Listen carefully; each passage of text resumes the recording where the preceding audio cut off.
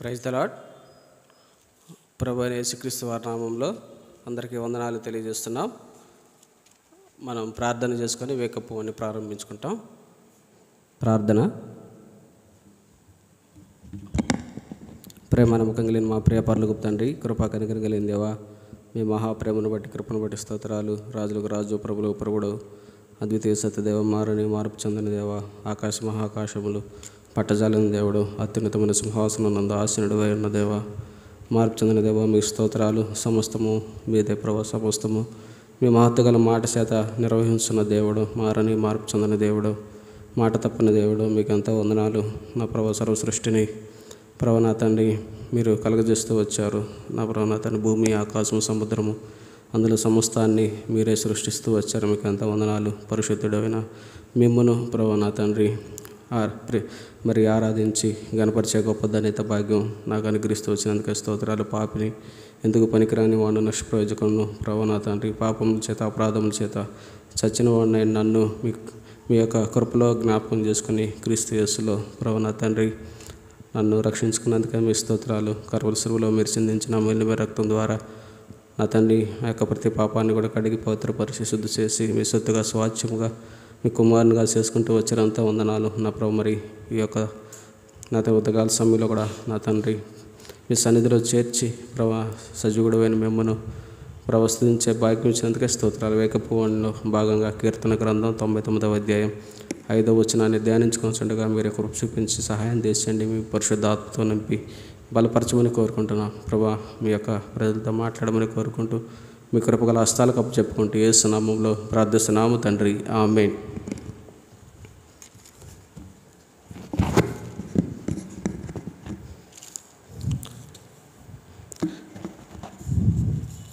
Wake up వల్ల భాగంగా ఈరోజు మనం ధ్యానించుకునేటటువంటి వచనం కీర్తనల గ్రంథం 99వ అధ్యాయం.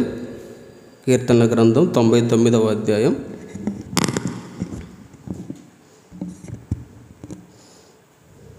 5వ వచనాన్ని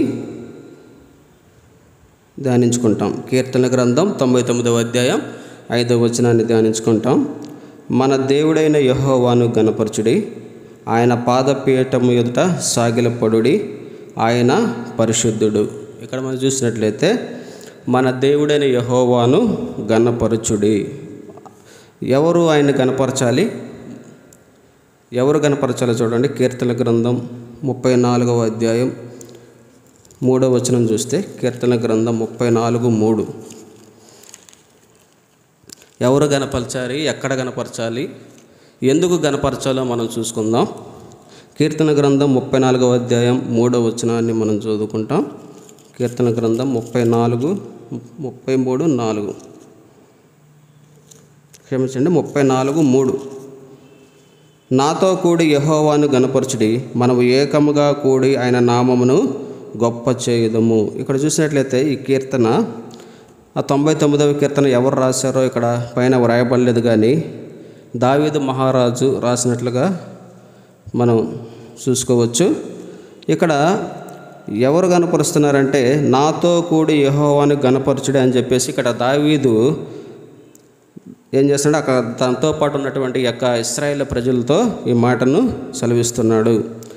అంటే మనము కూడా ఎవరు దేవుని ప్రార్థించాలంటే దేవుని యొక్క ప్రజలు, దేవుని ఏర్పాట్లో ఉన్నటువంటి దేవుని యొక్క ప్రజలు ఎవరైతే యేసుక్రీస్తు ప్రభువారి రక్తంలో కడగబడుతూ వచ్చారో, పాపక్షమాపణ కలిగి మారుమనసు పొందుతూ వచ్చారో వారితో పాటుగా ఆ యొక్క సమూహం, సంఘంలో ఉన్నటువంటి వారందరూ కూడా కలిసి ఎవరిని గణపరచాలంటే యెహోవాని గణపరచాలి. ఆయన ఎందుకు గణపరచాలి అంటే ఆయన పరిశుద్ధుడు. మనం చూస్తే ఈ 3వ లైన్లో ఆయన పరిశుద్ధుడైన వాడు, ఆయనలో పాపం లేదు, ఆయనలో ఏ పాపము ఆయన చేయలేదు, ఆయనలో పాపం లేదు, పాపుల్లో చేరక ప్రత్యేకంగా ఉన్నవాడు. ఈ లోకంలో 33.5 సంవత్సరములు యేసుక్రీస్తు ప్రభువారు జీవించి మనుషుల వలె ఆయన అన్ని మనుషుల వలె శోధింపబడుతూ వచ్చినప్పటికి కూడా ఏ పాపము కూడా చేయలేదు. ఆయనలో పాపం లేదు. నాలో పాపం ఉన్నదని స్థాపించగలవాడు ఎవడైనా ఉన్నాడా అని ఆయన సవాలు విసురుతూ వచ్చాడు. ఆయనలో ఎవరు పాపాన్ని కనుగొనలేకపోతూ వచ్చారు. అంత పరిశుద్ధంగా యేసుక్రీస్తు ప్రభువారు ఈ లోకంలో జీవిస్తూ వచ్చాడు. ఆయన పరిశుద్ధుడు కాబట్టి ఆయన మనం ఏం చేయాలి? గణపరచాలి. ఎవరు గణపరచాలి?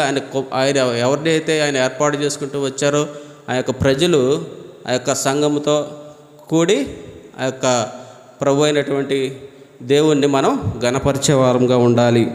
చూడండి, కీర్తన గ్రంథం 107, కీర్తన గ్రంథం 107వ అధ్యాయం 32వ వచనంలో కూడా చూస్తే, జన సమాజంలో వారాయనను గణపరచుదురుగాక, పెద్దల సభలో ఆయనను కీర్తించుదురుగాక. ఎక్కడ గణపరచాలి?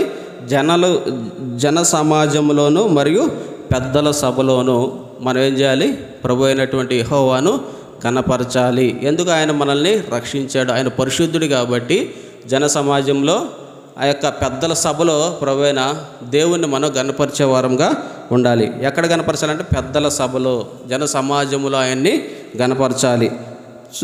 మూడవదిగా చూసినట్లయితే కీర్తన గ్రంథం 118వ అధ్యాయం 28వ వచనం, కీర్తన గ్రంథం 118వ అధ్యాయం 28వ వచనాన్ని చూస్తే, నీవు నా దేవుడవు, నేను నీకు కృతజ్ఞతాస్తుతులు చెల్లించదును, నీవు నా దేవుడవు, నిన్ను గణపరిచెదను.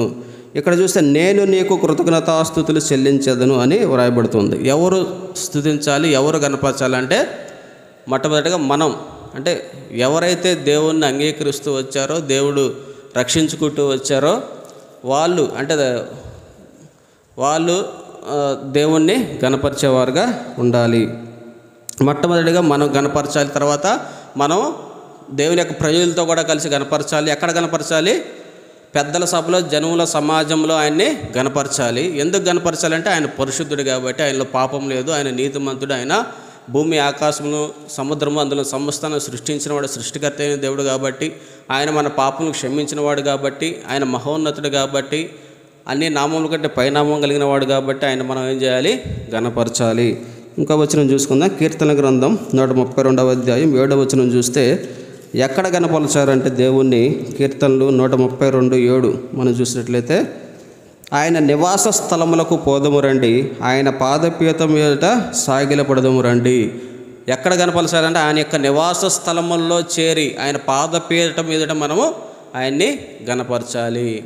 ఆయన ప్రభు ఎక్కడ నివసిస్తున్నాడో ఆ యొక్క నివాస స్థలంలోనికి మనం అందరం కూడా చేరి ప్రభు అయిన దేవుణ్ణి మనం ఆయన పాదపీఠంలో సాగిలపడి, అంటే ఆయన యొక్క సంఘంలో, దేవుని యొక్క మందిరంలో, దేవుని యొక్క మందసం ఎదురుగా మనం ఏం చేయాలి? సాగిలపడి ఆయన పాదపీఠం మీద మనం ప్రార్థించేవారంగా, కృతజ్ఞతాస్తుతులు చెల్లించేవారంగా, ఆయన గణపరిచేవారంగా మనం ఉండాలని చెప్పి ఇక్కడ ఈ యొక్క భక్తుడు వ్రాస్తూ ఉన్నాడు. మనం చూసినట్లయితే అసలు ఎందుకు ఆయన గణపరచాలంటే మొట్టమొదటి వచనంలో ఏముందంటే 99వ కీర్తన 1వ వచనంలో చూస్తే, యెహోవా రాజ్యం చేయుచున్నాడు, జనములు వణుకును, ఆయన కెరూబుల మీద ఆసీనుడై ఉన్నాడు, భూమి కదులును. యెహోవా ఏం చేస్తున్నాడంట? ఆయన రాజ్యం చేయుచున్నాడు. ఒక దినాన యేసు ప్రభు అయినటువంటి దేవుడు ఈ యొక్క భూలోకాన్ని ఏలేటటువంటి వారుగా ఉంటూ ఉన్నాడు. ఆయన మధ్యాకాశానికి వచ్చినప్పుడు ఆయన యొక్క ప్రజలు ఎవరైతే ఆయన ఏర్పాటు చేసుకుంటూ వచ్చారో ఆ యొక్క ప్రజలు, ఆ యొక్క సంఘం కూడా పైకి ఎత్తబడినప్పుడు మనం చూసినట్లయితే భూమి మీద దేవుడు రాజ్యం చేసేవాడుగా ఉంటూ ఉన్నాడు. ప్రకటన గ్రంథం 19వ అధ్యాయం 6వ వచనంలో చూస్తే, ప్రకటన గ్రంథం 19:6లో చూసినట్లయితే ఇక్కడ, అప్పుడు గొప్ప జన సమూహపు శబ్దమును, విస్తారమైన జలముల శబ్దమును, బలమైన ఉరుముల శబ్దమును పోలిన యొక్క స్వరము, సర్వాధికారియు ప్రభువునకు మన దేవుడు ఏలుచున్నాడు, ఆయనను స్తుతించుడి, గొర్రెపిల్ల వివాహోత్సవ సమయం వచ్చినది, ఆయన భార్య తన్ను తాను సిద్ధపరుచుకొని ఉన్నది, గనుక మనం సంతోషపడి ఉత్సహించి ఆయనను మహిమపరచదమని చెప్పగా వింటిమి. ఇక్కడ చూస్తే విస్తారమైనటువంటి ఒక జలముల శబ్దము, ఇంకా అంతేకాకుండా గొప్ప జన సమూహపు శబ్దము, బలమైన ఉరుముల శబ్దమును పోలిన ఒక సర్వము అక్కడ వినబడుతుంది. ఎక్కడంటే ఇది పరలోక రాజ్యంలో ఈ యొక్క స్వరాన్ని వాళ్ళు వింటూ వచ్చాడు. ఆయన భక్తుడైనటువంటి యోహాను వింటూ వచ్చినప్పుడు అక్కడ ఏమని పలుకుతున్నారంటే, సర్వాధికారియగు ప్రభువు ఏలుచున్నాడు, ఆయన ఏలుచున్నాడు, ఆయన రాజులకు రాజు. చూడండి, ఇదే అధ్యాయం 16వ వచనంలో చూస్తే, ఆయన రాజులకు రాజు, ప్రభువులకు ప్రభువు అన్న నామం కలిగినటువంటి వాడు. ఆయన రాజులకు రాజు, ప్రభువులకు ప్రభువు, సర్వాధికారి అయినటువంటి ప్రభువు ఏలుచున్నాడు. ఆయన భూలోకమును ఏలుచున్నాడు. ఆ సమయంలో ఎలాగ ఉంటారంటే జనాలు వణికేవారుగా ఉంటారు. ఆయన కెరూబుల మీద ఆసీనుడై ఏం చేస్తున్నాడంటే ఆసీనుడై ఉన్నాడు. భూమి కదులును. భూమి కదిలే దినాలు, జనములు వణికే దినాలు. ప్రభు యొక్క యేసుక్రీస్తు ప్రభువారి లోకానికి మరలా తిరిగి రానే ఉన్నప్పుడు తన యొక్క సంఘాన్ని, తనకు ఎవరైతే ఆయన రక్తంలో కడగబడుతూ వచ్చారో, స్వరక్తం ఇచ్చి ఆయన కొన్నటువంటి సంఘాన్ని, ఆయన యొక్క ప్రజలను ఆయన మధ్యాకాశానికి తీసుకుని పోయినప్పుడు భూమిపైన ఆయన రాజ్యం చేసేవాడుగా ఉన్నాడు.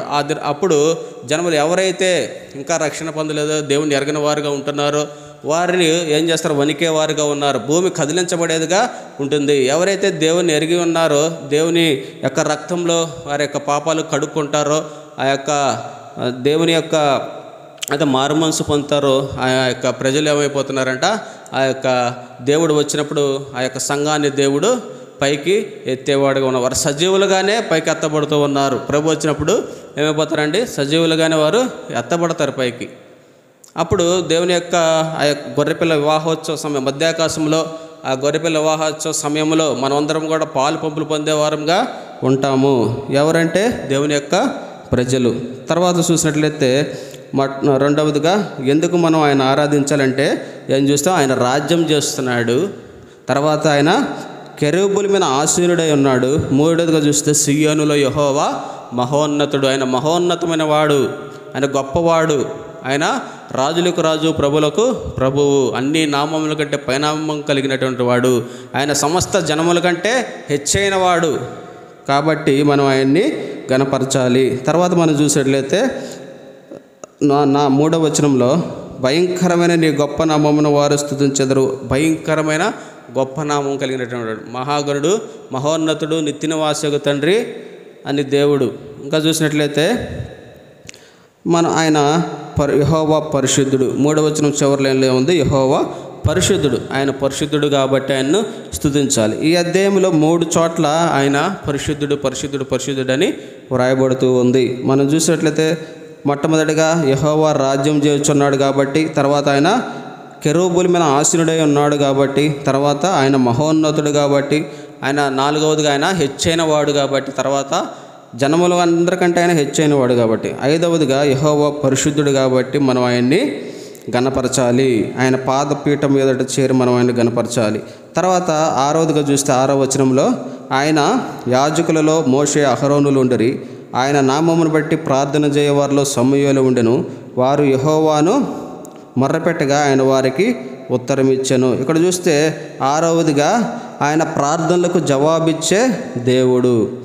ఆయన ప్రార్థనలకు జవాబిచ్చే దేవుడు. ఎవరి ప్రార్థన దేవుడు ఆలకిస్తాడంటే 7వ వచనంలో చూస్తే, ఆయన 8వ వచనంలో 7వ వచనంలో చూస్తే వారు ఆయన శాసనములను అనుసరించిరి, ఆయన తమకిచ్చిన కట్టడలను వారు అనుసరించిరి. యెహోవా మా దేవ, నీవు వారికి ఉత్తరమిచ్చితివి, వారి క్రియలను బట్టి ప్రతీకారం చేయుచునే వారి విషయంలో నీ పాపమును పరిహరించే దేవుడవైతివి. ఇక్కడ చూస్తే ఇక్కడ అహరోను, మోషే ఇంకా సమూయేలు గురించి ప్రస్తావన చేయబడుతూ ఉంది. వీరందరూ కూడా యాజకులుగా చేస్తూ వచ్చారు. వీరిలో ఇశ్రాయేలుకు ప్రధానంగా అహరోను యాజకత్వాన్ని వహిస్తూ ఉండేవారు. ఇంకా మనం చూసినట్లయితే ఇక్కడ వీరి యొక్క ప్రార్థనను దేవుడు ఆలకించి మేఘంలో నుండి ఆయన వారితో మాట్లాడుతూ వచ్చాడు. ఎందుకు మాట్లాడుతూ వచ్చాడంటే యెహోవా యొక్క ఆజ్ఞలు, యెహోవా యొక్క కట్టడలు, ఆయన యొక్క నియమాలను వారు పాటిస్తూ వచ్చారు. ఆయన యొక్క నియమాలను పాటిస్తూ ఆయనకి ఇష్టమైన వారుగా జీవిస్తూ వచ్చారు. దేవుని చిత్తాన్ని ఎరిగి వారు జీవిస్తూ వచ్చారు. వారి క్రియలను బట్టి దేవుడు ఏం చేస్తూ వచ్చారు? వారితో మాట్లాడుతూ వచ్చాడు. దేవునితో సంబంధాన్ని కలిగి ఉంటూ వచ్చారు. కాబట్టి ఆ యొక్క ముగ్గురు ప్రవక్తలతో, యాజకులతోనూ దేవుడు మాట్లాడుతూ వచ్చాడు. చూడండి, మనం చూస్తే నిర్గమాకాండం 33వ అధ్యాయం 9వ వచనంలో చూస్తే, నిర్గమాకాండం 33వ అధ్యాయం 9వ వచనాన్ని మనం చూద్దాం. నిర్గమాకాండం 33:9.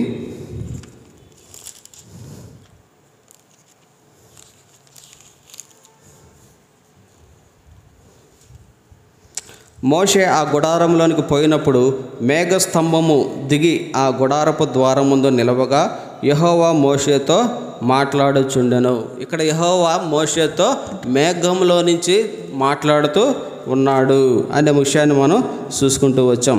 ఎందుకు దేవుడు వారితో మాట్లాడుతూ ఉన్నాడంటే, వారు దేవుని యొక్క కట్టడలు అనుసరించి నడుచుకున్నటను బట్టి, వారు దేవుని యొక్క శాసనాలు అనుసరించి నడుచుకునడం బట్టి, దేవుని చిత్తాన్ని ఎరిగి జీవించడం బట్టి వారు దేవుని వారి యొక్క ప్రార్థన ఆలకించి వారితో మేఘంలో నుండి మాట్లాడుతూ వచ్చాడు. ఎవరైతే ప్రభువుకి ఇష్టలుగా ఆయన యొక్క కట్టడలు అనుసరించి నడుచుకుంటారో, ఆయన శాసనాలను అనుసరించి నడుచుకుంటారో, దేవునికి దృష్టికి యథార్థవంతులుగా జీవిస్తారో, దేవుడు వారితో కూడా మాట్లాడతాడు. ఆనాడున్న దేవుడు ఈనాడు కూడా ఉన్నాడు. ఆయన యుగయుగములు సజీవుడుగా ఉన్నాడు. ఆయన మార్పు చెందినవాడు. కాబట్టి ఎవరైతే యథార్థముగా పవిత్రంగా జీవిస్తారో ఆ యొక్క ప్రభు మనతో కూడా మాట్లాడేవాడుగా ఉన్నాడు.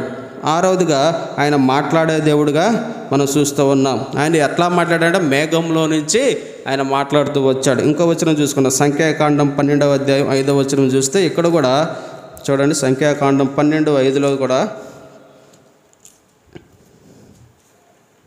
యెహోవా మేఘస్తంభంలో దిగి ప్రత్యక్షపు గుడారం యొక్క ద్వారం వద్ద నిలిచి అహరోను మిర్యాములను పిలిచెను. యెహోవా అంటే డైరెక్ట్గా దేవుడు ఏం చేస్తున్నాడు, మాట్లాడుతున్నాడు, పలుకుతున్నాడు. అంటే ఆ యొక్క భక్తులు ఎంత యథార్థంగా దేవుని కట్టడలు అనుసరించి నడుచుకుంటూ వచ్చారో కాబట్టి దేవుడు వారితో మాట్లాడటానికి ఇష్టపడుతూ వచ్చాడు. ఆరవదిగా ఆయన మాట్లాడే దేవుడు. ఇంకా చూస్తే మనం 7వదిగా చూస్తే మాట్లాడే దేవుడు, ప్రార్థనలకు జవాబిచ్చే దేవుడు 6వ వచనంలో. తర్వాత చూస్తే 8వ వచనం, యెహోవా మా దేవా, నీవు వారికి ఉత్తరం ఇచ్చితివి, వారి క్రియలను బట్టి ప్రతీకారం చేయొచ్చునే, వారి విషయంలో నీవు పాపము పరిహరించే దేవుడవైతివి.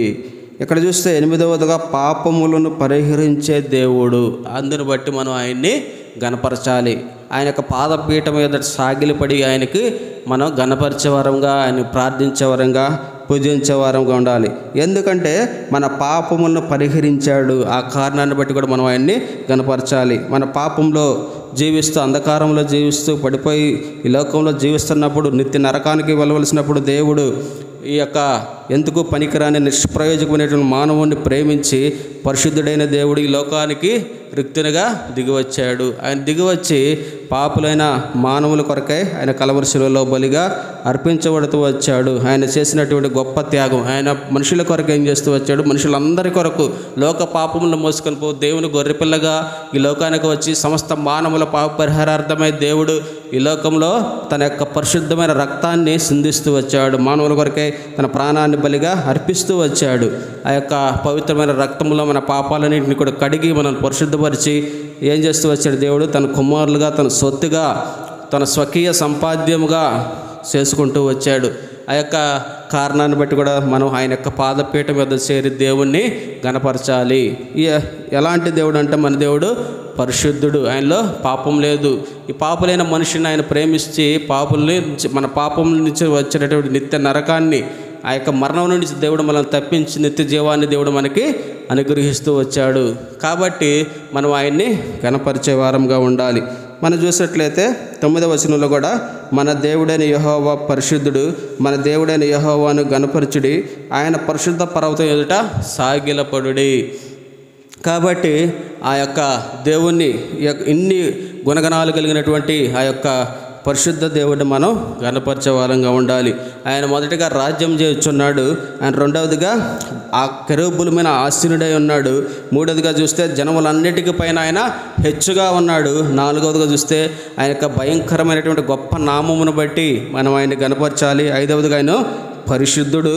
ఆరవదిగా చూస్తే ఆయన ప్రార్థనలకు జవాబిచ్చే దేవుడు. ఏడవదిగా ఆయన ఏం చేస్తూ వచ్చాడు, మాట్లాడే దేవుడుగా ఉన్నాడు. ఎనిమిదిగా చూస్తే పాపములను పరిహరించే దేవుడుగా ఉన్నాడు. తొమ్మిదిగా చూస్తే ఆయన రాజ్యం చేస్తున్నాడు. ఆయన రాజులకు రాజు, ఆయన ప్రభువులకు ప్రభువు. ఈ కారణాన్ని బట్టి దేవుణ్ణి మనం గణపరచాలి. ఎక్కడ జనముల సభలోనూ మనం జనముల సభలో ఆయన్ని మనం గణపరిచే వారంగా ఉండాలి. కాబట్టి దేవుడు ఈ యొక్క వాక్య భాగాన్ని దీవించును గాక. ప్రార్థన చేసుకుని మనం ముగించుకుంటాం. ప్రేమ నమ్మకం కలిగిన మా ప్రియ పరలోకపు తండ్రి, కృపా కనికరం కలిగిన దేవా, మీ మహాప్రేమను బట్టి కృపను బట్టి స్తోత్రాలు. రాజులకు రాజు, ప్రభులకు ప్రభుడవు, అన్ని నామముల కంటే పైనామం కలిగిన వాడవు, కెరూబులు మన ఆశీర్డవు అయిన వాడు, పరిశుద్ధుడవు, భయంకరమైన నీ గొప్ప నామాన్ని బట్టి కూడా మీకు ఎంతో వందనాలు. నా ప్రభు, నా తండ్రి, పాపంను పరిహరించే దేవుడిగా ఉన్నందుకే స్తోత్రాలు. నా ప్రభు, మరి అంతేకాకుండా ప్రార్థనకి జవాబిచ్చే దేవుడుగా, మాట్లాడే దేవుడిగా మీరు ఉన్నందుకే మీకు స్తోత్రాలు. నా ప్రభుని ఇచ్చిన సమయాన్ని బట్టి మీకు ఎంతో వందనాలు. నా ప్రభు, మరి ఇదనవంతి కూడా మీ కాపుదల భద్రతలో కాపాడి రక్షించండి ప్రభు. అలాగే ఈరోజు సాయంత్రం జరిగేటటువంటి బైబిల్ పట్టణంలో కూడా మీరే కృప చూపించి మీ దాసుని కూడా మీ ఆత్మతో నింపి బలపరుస్తారమ్మని కోరుకొంచున్నాం. అలాగే ప్రభు, ఈ వార కార్యక్రమాలన్నింటిలో కూడా మీరే నా తండ్రి మీ దాసుని నిలబెట్టుకొని మహిమ పొందుతారమ్మని కోరుకుంటున్నాం. వచ్చే ప్రభుదైన కొరకే సిద్ధపరచమని ప్రభు నా తండ్రి కోరుకుంటున్నాం. ఇచ్చిన సమయాన్ని బట్టి మీకు స్తోత్రాలు చెల్లిస్తూ సమస్త మహిమగంతా ప్రభావాలు ఆరోపిస్తూ యేసుక్రీస్తు ప్రభువారి శ్రేష్టమైన ఘనమైన నామంలో ప్రార్థిస్తున్నాం తండ్రి, ఆమేన్. అందరికీ ప్రైజ్ ది లార్డ్.